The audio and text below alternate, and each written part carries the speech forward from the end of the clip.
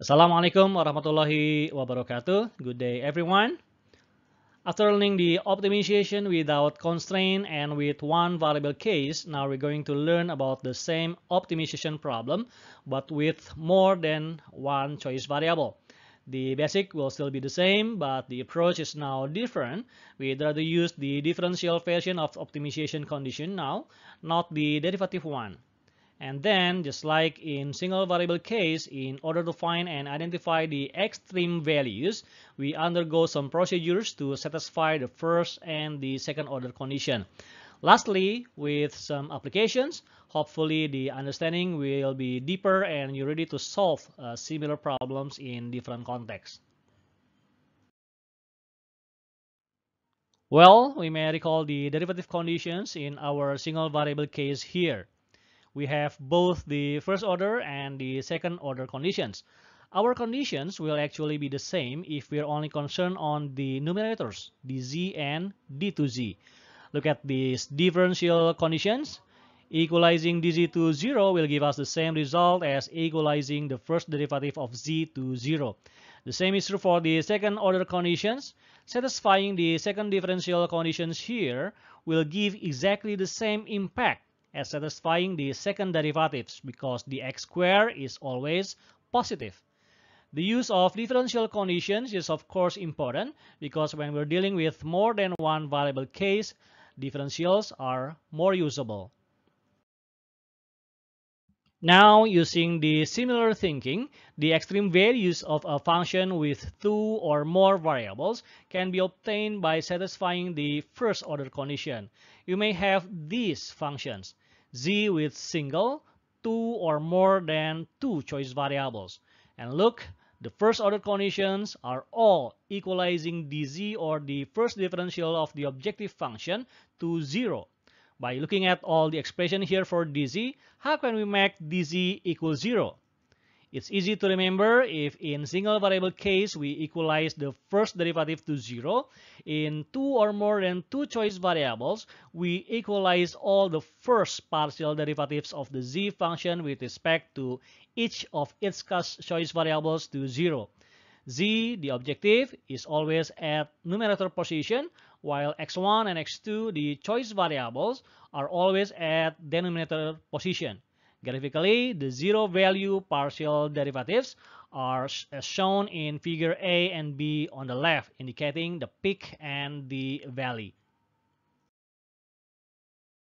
Second order conditions for differential version of optimizations are also similar.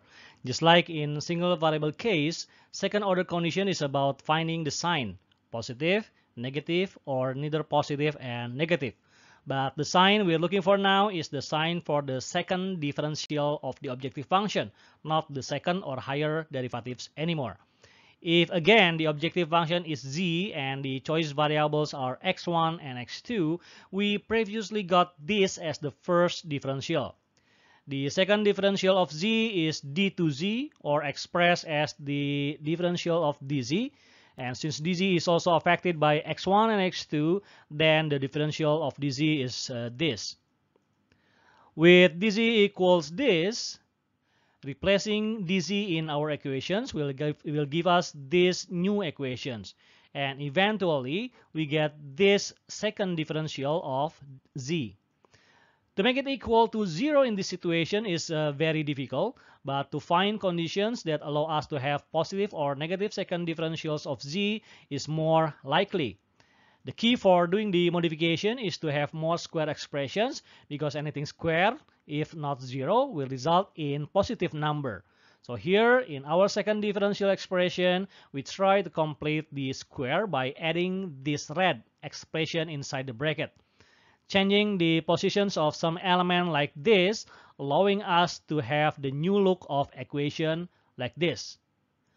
The first expression here is obtained from completing the square here, whereas this expression is the simplification of this expression. What can we observe now? We certainly have two positive numbers here and here. So we only have to set criteria for F11 and the division, which are red color here, to get a positive or negative result for d to z. Here are the conditions. Our new second order sufficient conditions. Satisfying either one of the conditions will give us a relative extremum, maximum, or minimum. Alternatively, we can find the conditions using determinantal test. Look, this is the complete expression of the second derivative of z. It is expressible in matrix form like this, which will result in single scalar number. If we take a look at the second order conditions obtained previously, the conditions are exactly the same with this. We just have to arrange a matrix consisting of all possible second partial derivatives of the objective function, then find the successive minor of the matrix, which are f11 and the whole determinant in this case. The determinantal test can also be used in an optimization case with more than two choice variables. The determinant of a matrix consisting of all possible second partial derivative of the objective function is called Hessian determinant. In a three-choice variable case, the Hessian determinant is like this, and the successive principal minor for the Hessian determinant will be h1, h2, and h3. Once we have found our stationary point, we may check whether it is a maximum or a minimum point using this theorem. A maximum point means d to z is negative and the principal minors must alternate in sign. On the other hand, a minimum point occurs when d to z is positive and all the principal minors must be positive. We can also apply the theorem in a case of more than three choice variables, but just remember the principal minors must alternate in sign for maximum condition and must all be positive for minimum conditions. Okay, let's try the example here. Given this objective function, the extremum value can be found through satisfying the first order condition.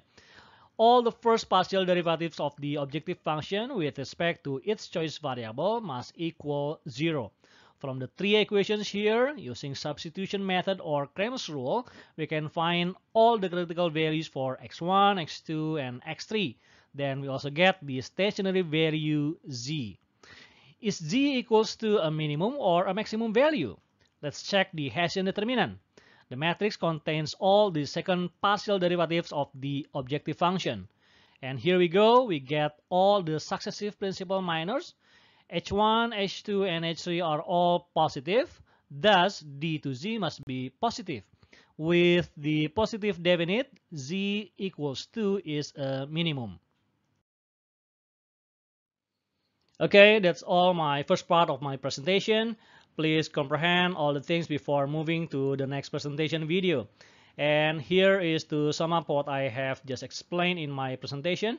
The optimization process is the same, but the conditions are a little bit different. We have a differential version of optimization conditions, causing the use of both first and second partial derivatives in the calculations rather than first and second derivatives. I explain the application in my next presentation. Thank you for the attention. See you again. Assalamualaikum warahmatullahi wabarakatuh.